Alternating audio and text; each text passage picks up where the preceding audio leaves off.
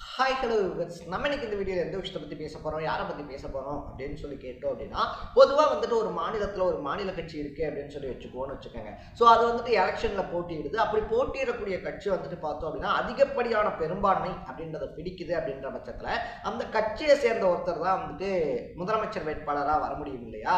So அந்த மாதிரிலாம் எதுவுமே இல்லாமல் வந்துட்டு பார்த்தோம் அப்படின்னா என் கட்சி ஆட்சியை பிடிச்சாலும் சரி, இல்லை கூட்டணி கட்சியில் அதிகமான வேட்பாளர்கள் இருந்தாலும் சரி, இல்லை அதை தாண்டி வந்துட்டு பார்த்தோம் அப்படின்னா என்னுடைய கட்சியில கம்மியான ஆட்கள் ஜெயிச்சு கூட்டணி கட்சியில அதிகமான ஆட்கள் ஜெயிச்சாலும் நான் தான் முதலமைச்சர் வேட்பாளர் அப்படின்னு சொல்லிட்டு கிட்டத்தட்ட ஒரு 20 வருஷமா வந்துட்டு பார்த்தோம் அப்படின்னா யார் வேணாலும் அதிகப்படியான ஓட்டு வாங்குங்க. இன்கேஸ் வந்துட்டு பார்த்தோம் அப்படின்னா எதிரியா நிற்கக்கூடிய கட்சி இருக்கு இல்லையா?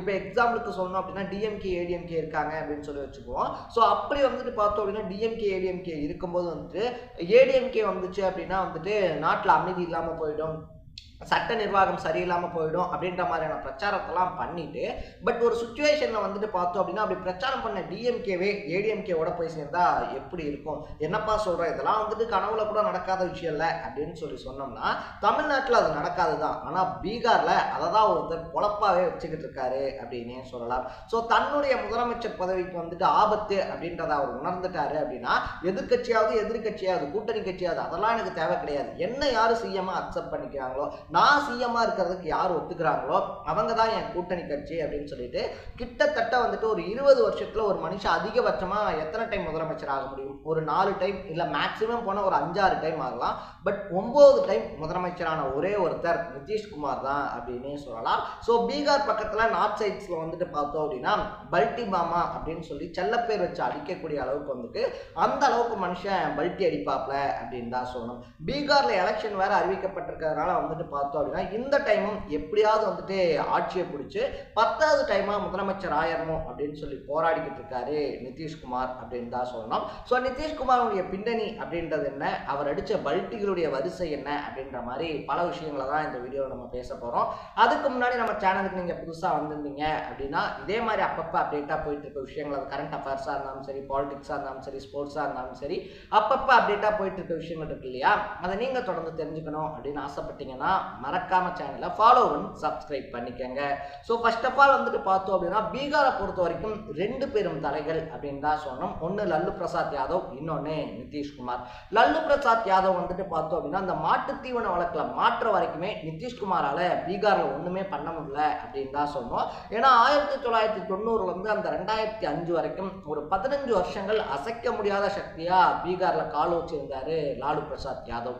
ஸோ அந்த மாட்டு தீவன வழக்கில் மாட்டினதுக்கு அப்புறமா பார்த்தோம் அப்படின்னா இதாண்டா சான்ஸ் அப்படின்னு சொல்லிட்டு அது வரைக்கும் மத்திய அமைச்சரா இருந்த நிதிஷ்குமார் வந்துட்டு பார்த்தோம் அப்படின்னா பாஜகவினுடைய உதவியோட தெருவா பிரச்சாரம் பண்றாரு. இந்த மாதிரி வந்துட்டு ஜங்கிள் யாதவ் அப்படின்லாம் சொல்லி பண்ண ஆரம்பிக்கிறாரு. மக்களோட பணத்தை வந்துட்டு திருடி தின்னுட்டான் அப்படின்ற மாதிரிலாம் சொல்லி ஆரம்பிச்சவர் பார்த்தோம் அப்படின்னா லல்லு பிரசாத் யாதவ் மேல இருந்த அந்த எதிர்மறையான விமர்சனங்கள் அப்படின்றத தனக்கு பாசிட்டிவா மாத்திக்கிட்டு 2005ல முதல் டைமா வந்துட்டு பார்த்தோம் அப்படின்னா அந்த சிஎம் சீட்ல உட்கார்றாரு அப்படின்னு தான் சொல்லணும். ஸோ அதுக்கப்புறமா பார்த்தோம் அப்படின்னா 2010 வந்துட்டு பார்த்தோம் அப்படின்னா அதே சிஎம் சீட் அப்படின்றதுக்காக அவர் அடிக்கோடு இருக்கிறாரு. அப்பெல்லாம் வந்துட்டு பார்த்தோம் அப்படின்னா சின்ன அளவிலான ஸ்ட்ராட்டஜிஸ் அப்படின்றதெல்லாம் பண்ணவர். 2015 இருந்து தான் வந்துட்டு பார்த்தோம் அப்படின்னா பல்ட்டி அடிக்கிறத பல விதங்களில் பண்ண ஆரம்பிச்சாரு அப்படின்னு தான் சொல்லணும். ஏன்னா 2015 வந்துட்டு பார்த்தோம் அப்படின்னா காங்கிரஸ் இருக்கு இல்லையா, காங்கிரஸ்க்கு ஆதரவா வந்துட்டு நிற்கிறாரு. ஏன்னா அதுக்கு முன்னாடி 2010 பார்த்தோம்னா பாஜகவோட கூட்டணி அப்படின்றத வச்சிருந்தாப்புல, பாஜகவோட கூட்டணிலாம் வச்சு ஜெயிச்சிருந்தாலும் கூட 2014 மோடி தலைமையில பாராளுமன்ற எலெக்ஷன் அப்படின்றத பாஜக திட்டமிட்டது அவருக்கு பிடிக்கல அப்படின்னு தான் சொல்லணும். ஏன்னா நிதிஷ்குமாருக்கு அந்த பிரதமர் சீட் மேலையும் ஒரு கனவு இருந்துச்சு, ஒரு கணக்கு இருந்துச்சு, ஒரு கண் இருந்துச்சு அப்படின்னு தான் சொல்லணும். அதனால வந்துட்டு பார்த்தோம் அப்படின்னா பாஜகவோட நான் வந்துட்டு கூட்டணியை முடிச்சுக்கிறேன் அப்படின்னு சொல்லிட்டு மாநிலத்திலையும் 2010 முடிக்கிறாரு. அதுக்கப்புறமா வந்துட்டு பார்த்தோம் அப்படின்னா அந்த 2010 பீரியட் முடியும் போது 2014 அந்த மாதிரி முடிக்கிறாரு. 2015 எலெக்ஷன் வருது. ஸோ பாஜக இல்லாமல் ஜெயிக்கணும் அப்படின்னு ஆசைப்பட்ட நிதிஷ் பார்த்தோம் அப்படின்னா லல்லு பிரசாத் யாதவையும் கூட சேர்த்துக்கிறாரு. ஸோ அது வரைக்குமே ஒரு 15 வருஷத்துக்கு பரம எதிரியா இருந்த லல்லு பிரசாத் யாதவையும் சேர்த்துக்கிறாரு காங்கிரஸ் அப்படின்னு சொல்லிட்டு மகாபந்தன் கூட்டணி அப்படின்னு சொல்லி ஒன்று அமைக்கிறாங்க.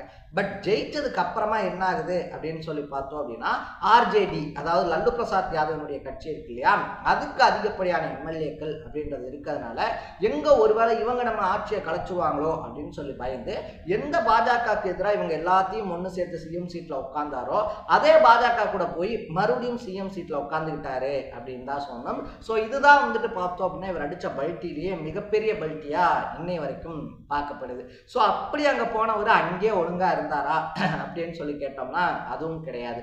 ஸோ 2020 எலெக்ஷன் இருக்கு இல்லையா, 2020 எலெக்ஷன் வரும்போது மறுபடியும் வந்துட்டு பார்த்தோம் அப்படின்னா பாஜக அதிக இடங்கள்ல வின் பண்றாங்க. அப்ப இங்க இருந்து எப்படி அங்க ஸ்ட்ரைட்டா ஜம்ப் பண்ணாரோ அதே மாதிரி வந்துட்டு பார்த்தோம் அப்படின்னா பாஜகல இருந்து காங்கிரஸ்க்கு ஜம்ப் பண்றாரு.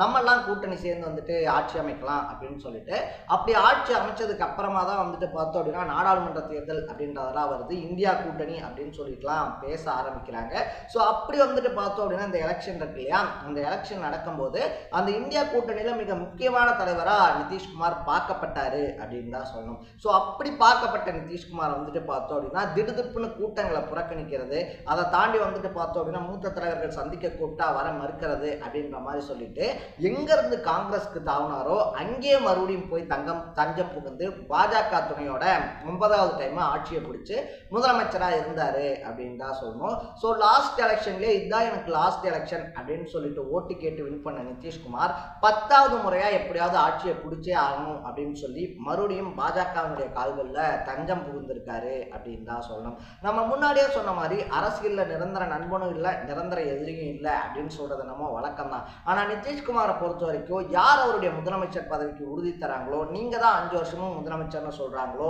அவங்க தான் அவருடைய நண்பர். அதை தாண்டி வந்துட்டு கூட்டணி கீட்டணிலாம் வச்சு வின் பண்ணாலும் கூட அவருடைய முதலமைச்சர் நாற்காலி லேசா அசைகிற மாதிரி ஃபீல் பண்ணார்னா கூட எவ்வளோ பெரிய கூட்டணியா இருந்தாலும் அதை தூக்கி எறிஞ்சிட்டு தாவிடுவாரு அப்படின்னு தான் சொல்லணும். ஸோ நீங்க நிதிஷ்குமாரை பத்தி என்ன நினைக்கிறீங்க அப்படின்றத கமெண்ட்ல போட்டு இதே மாதிரி அப்பப்போ அப்டேட்டாக போயிட்டு இருக்க விஷயங்கள், அது கரண்ட் அஃபேர்ஸாக இருந்தாலும் சரி, பாலிடிக்ஸாக இருந்தாலும் சரி, ஸ்போர்ட்ஸாக இருந்தாலும் சரி, அப்பப்போ அப்டேட்டாக போயிட்டு இருக்க விஷயங்களை நீங்கள் தொடர்ந்து தெரிஞ்சுக்கணும் அப்படின்னு ஆசைப்பட்டீங்கன்னா மறக்காம சேனலை ஃபாலோ பண்ணி சப்ஸ்கிரைப் பண்ணிக்கோங்க. நாளைக்கு இதே மாதிரி இன்னொரு இன்ட்ரெஸ்டிங்கான வீடியோவோட சந்திக்கலாம். தட பை பை.